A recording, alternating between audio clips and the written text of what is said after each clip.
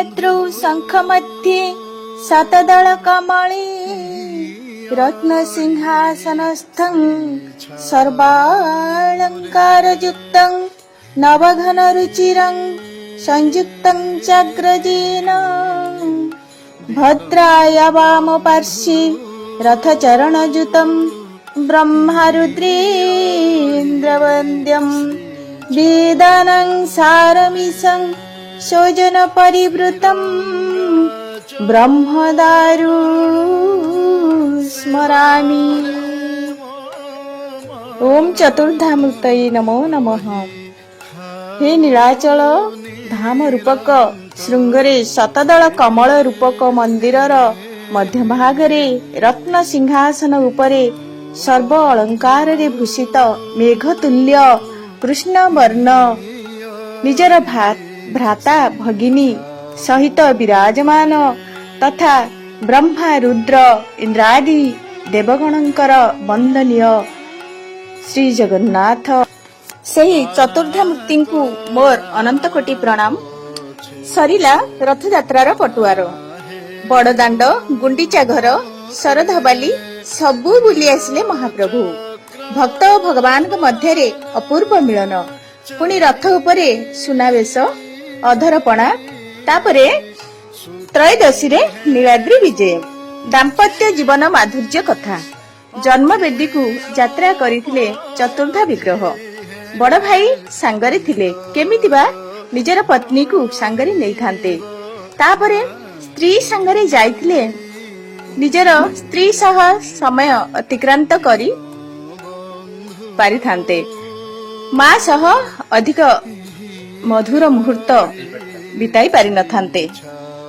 श्री मंदिर रे अधिष्ठिता मां विमला हेउछंती तंत्र देवी तांको निर्देश रे पावन रथ यात्रा रे अशरीरी माने चंडी चामुंडा माने प्रभुंक सह यात्रा करिथिले। मां विमलांक निकटरे अधरपणा भोग लागिला परे महाप्रभु तांको सेही अधरपणा को अमृत अधर रे पान करंती अशरीरींक आत्मा तृप्ति पाई से पणा समर्पित। एबे रत्नवेदी को फेरिवार बेल डाकिलानी श्रीमंदिर महाप्रसाद नीलाद्री विजय भक्त माने टेकी देबे रसगोला भोग श्रीक्षेत्र रे मानव लीला सारी श्रीमंदिर को फेरिबे चतुर्धामूर्ति। प्रथमे रामकृष्ण मदन मोहन विजय हेबा परे बड़ ठाकुर बलभद्र परे परे देवी सुभद्रा शेषरे कला ठाकुर गोटी पहंडी रे श्रीमंदिर जाई रत्न सिंहासन रे विजय करिवे।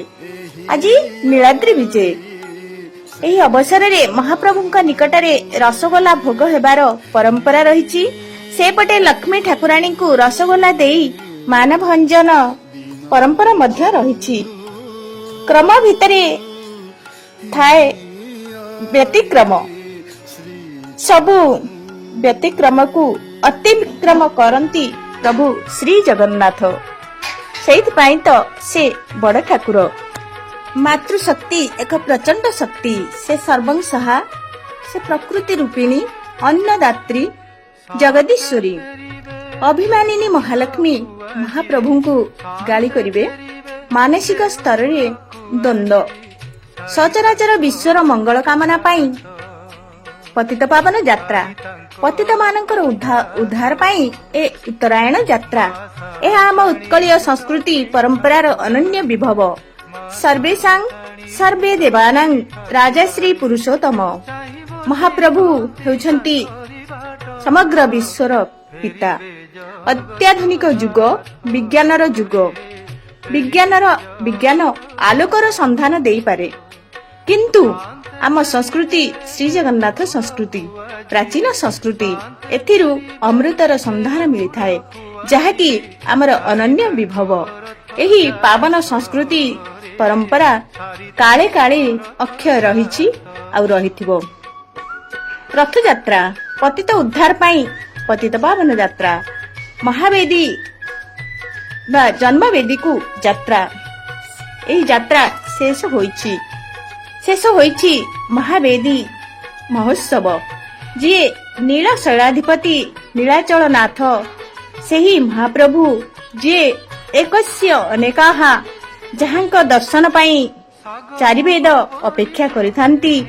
ସକଳ ଦେବଗଣ ଯାହାଙ୍କ ଦର୍ଶନ ପାଇଁ ଅପେକ୍ଷା କରିଥାନ୍ତି, ସେ ବିରାଟ ପୁରୁଷ, ଅଟଳ ମହାମେରୁ, ପୁଞ୍ଜିପୁତ ତେଜରାଶି, ତେଜର ଆୟୁଧ ମହାପ୍ରଭୁଙ୍କର ଦାମ୍ପତ୍ୟ ମାଧୁର୍ଯ୍ୟ ଲୀଳା ଦେଖିବାକୁ ଭକ୍ତଜନଙ୍କ ପ୍ରାଣ ଆତୁର। ବଡ଼ ଠାକୁର ବଳଭଦ୍ର, ଚକ୍ରରାଜ ସୁଦର୍ଶନ ଓ ମା ସୁଭଦ୍ରାଙ୍କର ପ୍ରବେଶ ସିଂହ ଦ୍ୱାର ଦେଇ ହୋଇସାରିଥାଏ।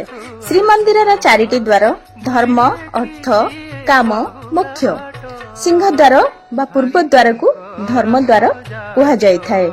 ପତିତ ପାବନଙ୍କୁ ଦର୍ଶନ କରି 22 ପାବଚ୍ଛ ଦେଇ ଶ୍ରୀମନ୍ଦିରକୁ ପ୍ରବେଶ କରାଯାଇଥାଏ। ମହାପ୍ରଭୁଙ୍କ ପ୍ରବେଶ ସମୟରେ ସାମୟିକ ଭାବେ ସିଂହ ଦ୍ୱାରକୁ ବନ୍ଦ କରି ଦିଆଯାଏ। ମହାଲକ୍ଷ୍ମୀ ଚାହାଣୀ ମଣ୍ଡପରେ ସ୍ଥିତ ପ୍ରଭୁ ମହାଲକ୍ଷ୍ମୀଙ୍କର ହୃଦୟର ଆବେଗକୁ ପୂର୍ଣ୍ଣ କରନ୍ତି। ମହାପ୍ରଭୁ ଶ୍ରୀ ପୁରୁଷୋତ୍ତମ ଓ ମହାଲକ୍ଷ୍ମୀଙ୍କର ବଚନିକା ଚାଲିଥାଏ। ମାନମୟୀ ମହାଲକ୍ଷ୍ମୀଙ୍କର ମାନ ଭଞ୍ଜନ କରି ରସଗୋଲା ଖୁଆଇ ରତ୍ନ ସିଂହାସନରେ ଅଧିଷ୍ଠିତା ହୋଇଥାନ୍ତି। ଏହିପରି ପାବନ ନୀଳାଦ୍ରି ବିଜେର ପ୍ରଥାକୁ ପ୍ରଭୁ ଆରାମରେ ସମ୍ପନ୍ନ କରିଥାନ୍ତି। ଆସନ୍ତୁ ଆମେ ଜାଣିବା ସେଇ ମାନମୟୀ ମହାଲକ୍ଷ୍ମୀଙ୍କର ମାନଭଞ୍ଜନର କେତେ ପଦ। ମିଛ କୁହ ପ୍ରଭୁ କି ପାଇଁ ଯାଅ ଗୋପପୁର ପଳାଇ, ସେଇଠି କରିବ ବାହାନା ଗୋପିଏ ଆଣିବେ ଯମୁନା। କଟୁବାଣୀ ଶୁଣି ଶ୍ରୀହରି କହିଲେ ମୁଁ ସତ କହୁଛି, ହେ ପ୍ରାଣେଶ୍ୱରୀ ଯେତେ ଦିନ ସୃଷ୍ଟି ରହିଛି ତୁମକୁ ନ ପାରେ ମୁରୁଛି। ଦେଖ ତୁମ ପାଇଁ ଆଣିଛି ହେ ପ୍ରାଣ ପ୍ରିୟା ମୋର, ନାନା ଅଳଙ୍କାର ମୋର ହେ ତୁମେ ଗ୍ରହଣ କର। ଲକ୍ଷ୍ମୀ କହିଲେ ହେ ଗୋସାଇଁ କି ରତ୍ନ ଆଣିଛ ମୋ ପାଇଁ, ରତ୍ନାକର ପିତା ମୋହର ଦେଲି ଜାଗା ନାହିଁ ତୁମର। ନ ଦେଖାଅ ଆଉ ଚାତର ଗୋପପୁରୀ ଯାଅ ଚଞ୍ଚଳ।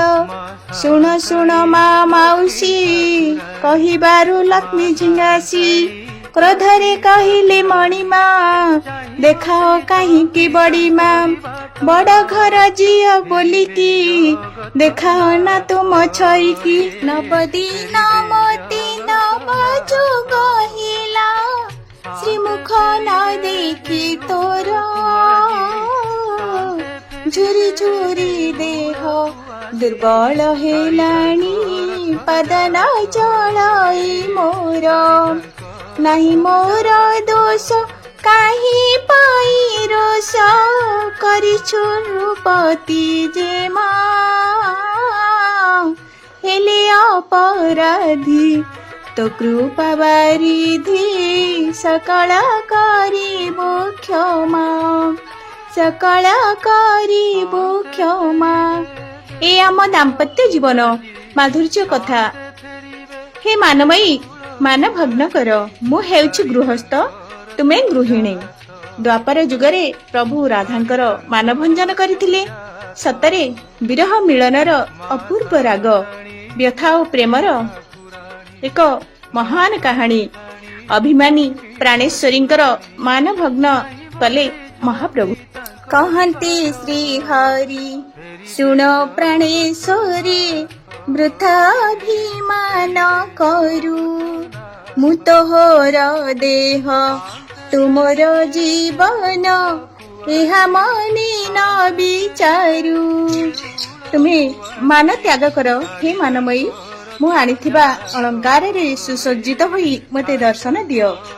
ମା ଲକ୍ଷ୍ମୀ ଠାକୁରାଣୀ ପ୍ରଭୁଙ୍କ ମୁଖକୁ ଚାହିଁ କହୁଛନ୍ତି, ଇନ୍ଦ୍ର ଚନ୍ଦ୍ର ଯମନ ଋତ ବରୁଣ ସୁର ସିଦ୍ଧି ବିଦ୍ୟାଧର,